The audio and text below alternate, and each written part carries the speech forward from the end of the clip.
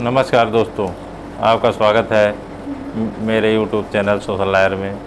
आज मैं आपको बताना चाहूँगा कि जब कोर्ट से सम्मन आ जाए आपके घर तो आपको क्या करना चाहिए। अक्सर देखा गया है कि जैसे ही किसी के घर में कोर्ट से सम्मन आता है तो घर वाले बहुत ही बेचैन हो जाते हैं, परेशान हो जाते हैं। अगर सम्मन कोर्ट का कोई कर्मचारी लेकर के आया है तो वो उसका मान मनौवल करने लगते हैं और कहते हैं कि कुछ धन आदि ले लीजिए और आप इस सम्मन को लेकर के वापस चले जाइए, जबकि ऐसा हमें नहीं करना चाहिए। ऐसा करने से उससे आपको निजात नहीं मिलेगा। हमें करना क्या चाहिए कि जब भी कोर्ट से सम्मन आए आपके पास तो आपको सम्मन को रिसीव करना चाहिए। ये देखना चाहिए कि किस टाइप का ये मुकदमा है, क्या वाद है, सिविल सूट है या किसी केस में गवाही देनी है। और अगर कोई सिविल सूट है और आप सम्मन रिसीव नहीं करेंगे तो उसमें जो डेट पड़ी रहती है वहाँ कोई भी अधिवक्ता आपका पक्ष नहीं रखेगा, तो कुछ समय के बाद वन साइडेड आपके विरोध में फैसला कोर्ट कर देगी। जब कोर्ट देखेगी कि सम्मन किया हुआ पक्षकार अपना पक्ष प्रस्तुत नहीं कर रहा है तो कोर्ट उस मुकदमे में एक्स पार्टी ऑर्डर कर देगी, जो कि आपके विपक्षी जो है उसको पूरा फ़ायदा इसका मिल जाएगा। अब आपको मैं ये भी बताना चाहता हूँ कि जो सिविल वाद होते हैं, अब सिविल वाद में रेंट से संबंधित हो गया और किसी भूमि, मकान, प्लाट के स्वामित्व से संबंधित वाद हो गया। इस टाइप में अगर कोई संपत्ति है तो उसमें कोई पक्षकार दावा प्रस्तुत करता है और आपको पक्षकार बनाता है और आप कोर्ट कचहरी के झमेलों से दूर रहने की वजह से आपको ये पता नहीं होता है कि मुझे इसमें क्या करना चाहिए। तो आपको करना ये चाहिए कि आपको परेशान नहीं होना है, ना घर वालों को परेशान करना है और उनको ये भी सूचित कर देना है कि इस टाइप का कोई भी सम्मन आ जाए तो उसको रिसीव करने से आप कोई अपराध नहीं कर रहे हैं।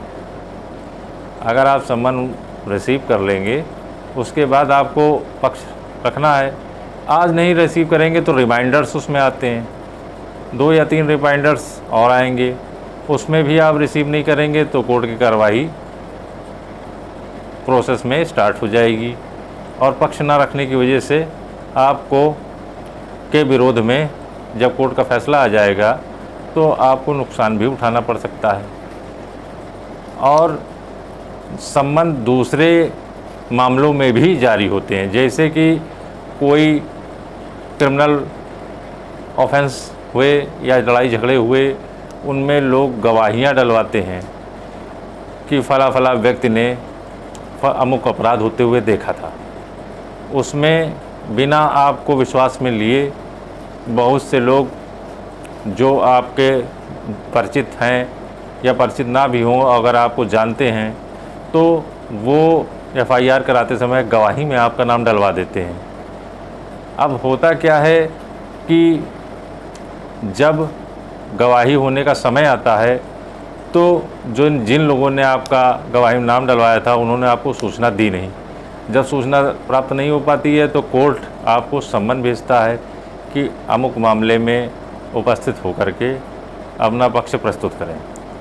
तो इस टाइप के मामले में आपको बिल्कुल भी घबराना नहीं चाहिए और अगर आप गवाही नहीं देंगे तो आपने कोई आप अपराध भी नहीं कर रहे हैं। अगर आपकी इच्छा गवाही देने की नहीं है तो अगर आप नहीं जाते हैं तो उसके लिए कोर्ट आपको दंडित नहीं कर सकता है। और यदि सूचना प्राप्त हो गई है आपको सम्मन के द्वारा तो आप उसको रिसीव कर लीजिए। ऐसे सम्मन अक्सर थाने के सिपाही या होमगार्ड लेकर के आते हैं और पुलिस के दरवाजे पे पहुंचते ही आदमी सोचने लगता है कि मैंने क्या गुनाह कर दिया जो कोर्ट से सम्मन आया है,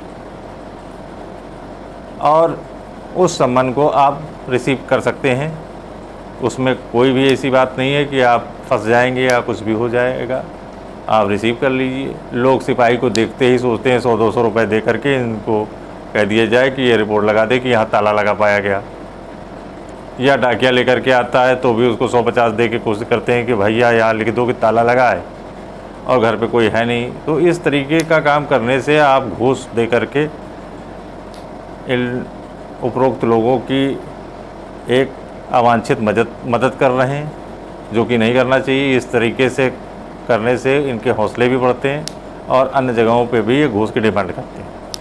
आप सम्मान को रिसीव करिए, और आपको गवाही देनी हो तो दीजिए, ना देनी हो तो कोई इसके लिए अपराध नहीं किया है। अगर आपने को तथ्य मालूम है उक्त मुकदमे से संबंधित तो जा करके गवाही दे दीजिए। सिविल वाद में आपका प्रस्तुत होना ज़रूरी है, क्योंकि उससे आपको आर्थिक नुकसान हो सकता है। आप अपना पक्ष रखिए। इसके पश्चात कुछ अन्य मामले भी होते हैं, जैसे कि आपने किसी की ज़मानत ली थी, किसी के ऊपर आपराधिक चार्ज था और उसका मुकदमा ट्रायल पर था, तो आपने जाकर के उस व्यक्ति की ज़मानत ले ली। अब होता क्या है कि मुकदमे की प्रोसीडिंग बहुत लंबी होती है, 2-4 साल बाद या 5 साल बाद जिस व्यक्ति की आपने ज़मानत ली थी वो कोर्ट में प्रस्तुत नहीं होता है, तो जो ज़मानतगीर होते हैं उनको सम्मन द्वारा कोर्ट तलब करती है, और कोर्ट ये दबाव डालती है कि आपने जिसकी ज़मानत ली थी आप उसको ला करके कोर्ट में उपस्थित हो। तो ऐसे मामलों में आपको अपना एक अधिवक्ता नियुक्त करना चाहिए तथा कोर्ट को जो वर्तमान स्थिति है उससे अवगत कराएं, या जिसकी आपने ज़मानत ले रखी है उस व्यक्ति को प्रस्तुत करने का दायित्व आपके ऊपर है। इसलिए कोर्ट का सम्मन आप रिसीव करिए, क्योंकि अगर आप सम्मन रिसीव नहीं करेंगे, कोर्ट में पक्ष नहीं प्रस्तुत करेंगे जमानत जैसे मामलों में, तो कोर्ट आपके खिलाफ वारंट भी इशू कर सकती है।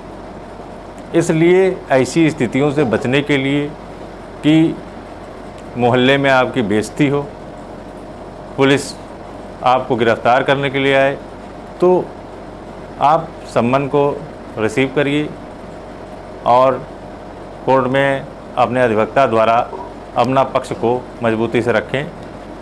बाकी घबराने से कुछ हासिल होगा नहीं। और जब भी सम्मन आए तो घर वालों को हमेशा यही कहें कि किसी भी सरकारी कर्मचारी को घूस ना दें और सम्मन रिसीव करें। इससे आपको होने वाली जो आर्थिक क्षति है उससे भी बचाव होगा, और आज नहीं तो कल कोर्ट में तो जाना ही पड़ेगा, उसमें कोई आपको बचाव है नहीं। ये सब चीज़ों को टालने से कोई फ़ायदा होता नहीं है। अगर आपको मेरा ये वीडियो पसंद आया हो तो लाइक करें, सब्सक्राइब करें और बेल आइकॉन का बटन दबाएं, जिससे कि आपको समय समय पर मेरे द्वारा दिए गए अपडेट्स प्राप्त हों। बहुत बहुत धन्यवाद।